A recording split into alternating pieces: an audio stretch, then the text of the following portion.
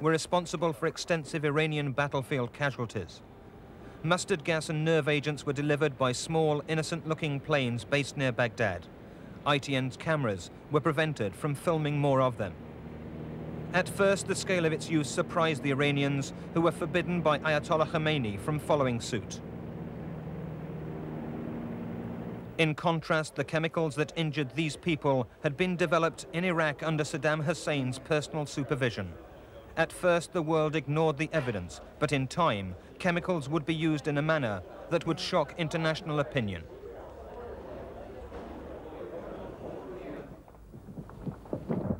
And everywhere, that other reminder of the First World War, the huge death toll.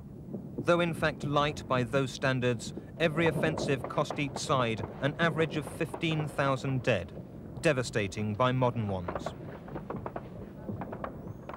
Tehran, capital of Iran.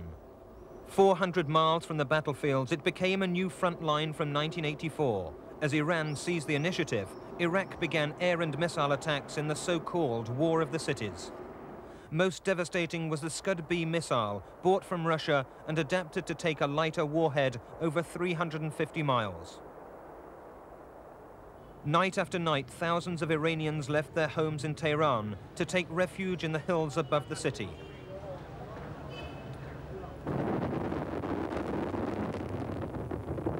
More than any other conflict in this series, this was total war, reaching out to touch civilians as much as the military.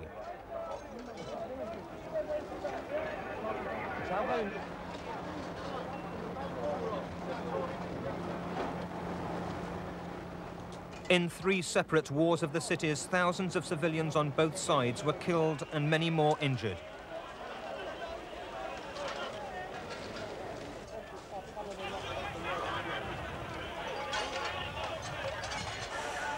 It brought no tangible military or psychological benefit to either side, only suffering.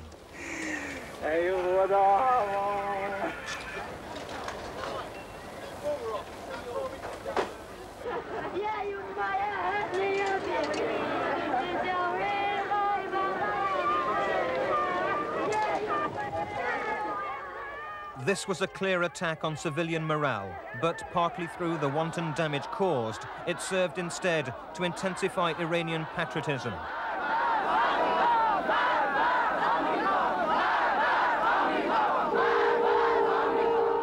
The Iraqi capital, Baghdad.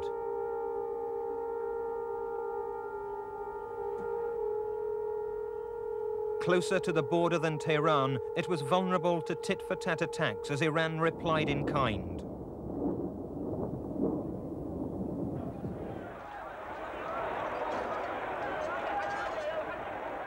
But just as in Iran, the attacks, the deaths and the devastation served only to rally the people around a political system and leader that had been losing popularity.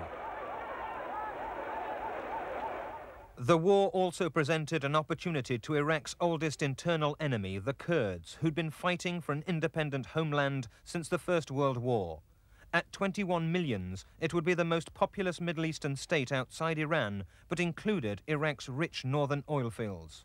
While huge armies slogged it out in the south, the Kurds fought an effective hit-and-run guerrilla war in the northern mountains. An Iranian helicopter hugs the hilltops, dodging Iraqi artillery to supply Kurdish rebels. Ghost towns in the foothills, legacy of Iraq's ruthless deportation of 250,000 Kurds in an attempt to prevent rebellion. Ruins now occupied by Iranian forces whose persistent offensive sustained Kurdish guerrilla action to threaten Iraqi oil fields. More than anti-Iraqi sentiments, they also brought the weapons to make guerrilla war effective. For these hills, climbing east into the Himalayas, hid a large and, unlike Afghanistan, cohesive guerrilla army. Known as the Peshmerga, they comprised 2 forces totaling 14,000 men under arms.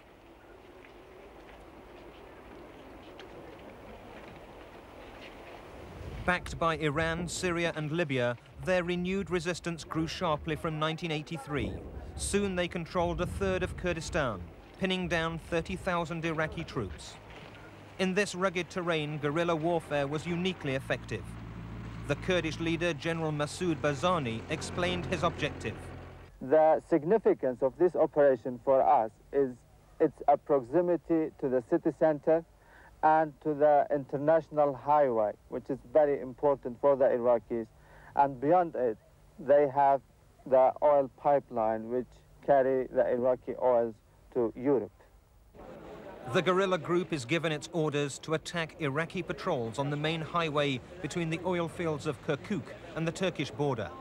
This was an area where the Iraqis were particularly nervous about rebel action because it was now the only export route for oil from its northern fields. The guerrillas' target is soon in sight.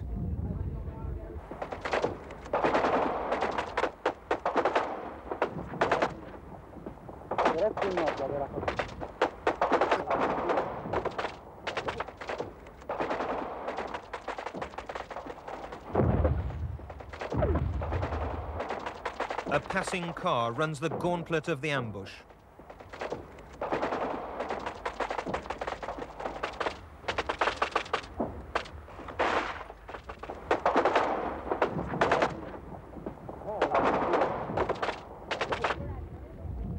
The casualties inflicted on Iraqi troops in such actions were less significant than their ability to disrupt oil traffic and divert large forces. And such actions were repeated constantly.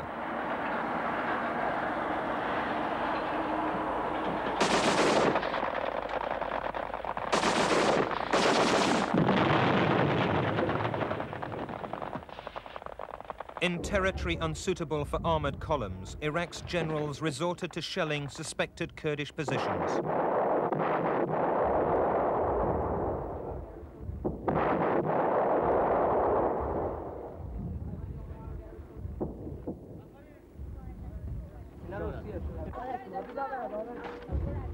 The multiple rocket launcher was another formidable artillery piece, as effective here as in the flatlands of the southern front.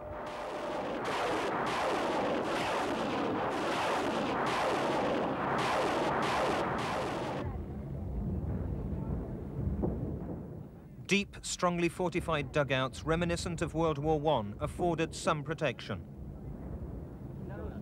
But Iraq's frantic desire to stamp out this nagging opposition led to an action that shocked the world. 2 jets swooped low to bomb a Kurdish town recently taken by Iran. An Iranian army camera caught the moment of impact, not high explosives, but cyanide gas. In less time than it took Iranian helicopters to fly over Halabja, some 5,000 civilians were killed.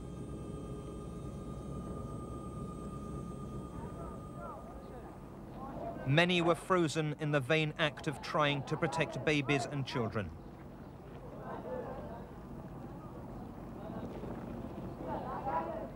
Two survivors described the incident.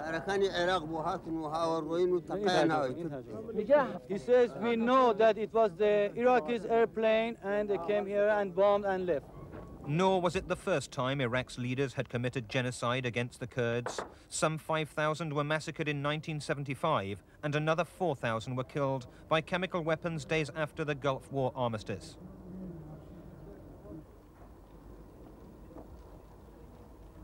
Amidst the bodies, I asked an Iranian military official about the bombing. Why would the Iraqis do it to their own people? They did it to us also. But the strategy is to do it to his own people. To us is okay, we are enemies, okay, we are fighting together. But why to his own people?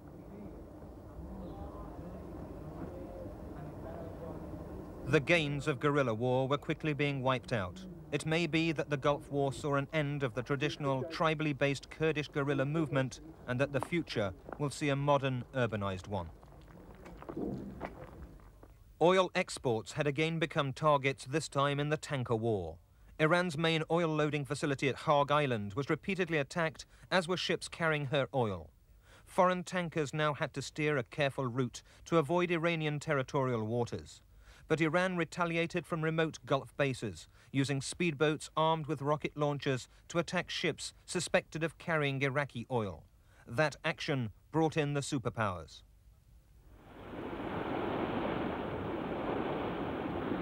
In the opening months of the tanker war, some 70 ships were hit, first by Iraqi jets aiming to endanger oil shipping sufficiently to draw in the superpowers. Then, as now, oil supplies were considered a vital Western interest, which became threatened because Iran had no similar targets. Iraqi ships had been stranded either by fighting or by Iran's naval blockade. Iran had a superior navy, using British-built frigates to stop and inspect any shipping thought to be trading with Iraq. They operated with virtual impunity, largely because Iraqi pilots had no training in hitting naval targets.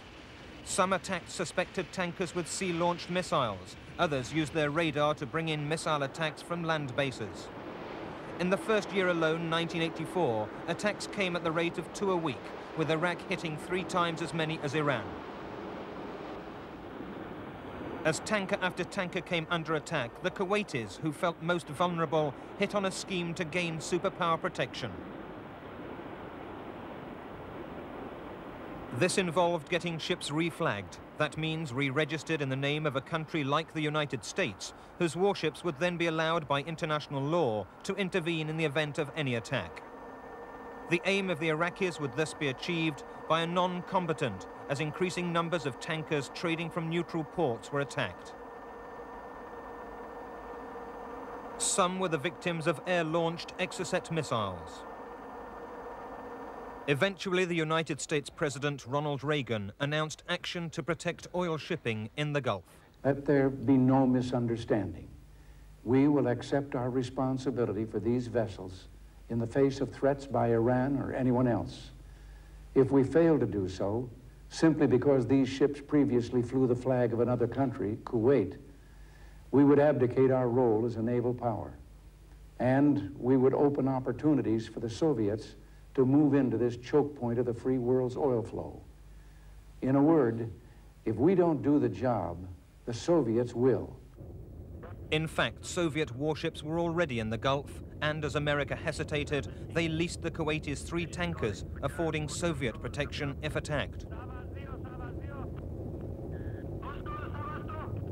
Even more than Western powers, the Soviets faced a sharply growing dependency on Gulf oil. But the United States quickly followed suit to protect Western oil interests, not for the first time and not for the last. As tankers queued up for protection, the United States gave new identities to 11 Kuwaiti ships, half of Kuwait's supertanker fleet. To gain the protection of American warships, they took down their Kuwaiti flags and changed their names. The first, the Al-Raqqa, was renamed Bridgeton. Capable of carrying half of Kuwait's entire daily oil production, her re-registration was a turning point, signaling that Iran would not be allowed to win this war. The aircraft carrier USS Constellation, with its A-7 Crusaders and F-14 Tomcats, led a substantial part of the American Sixth Fleet in protection duties.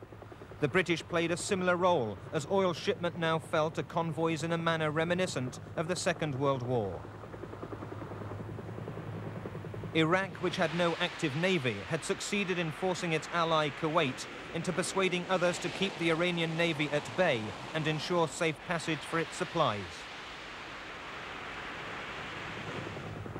They were moves that ultimately made the Gulf less safe, however, by prompting the Iranians to mine international waterways. Submersible television cameras searched for deeply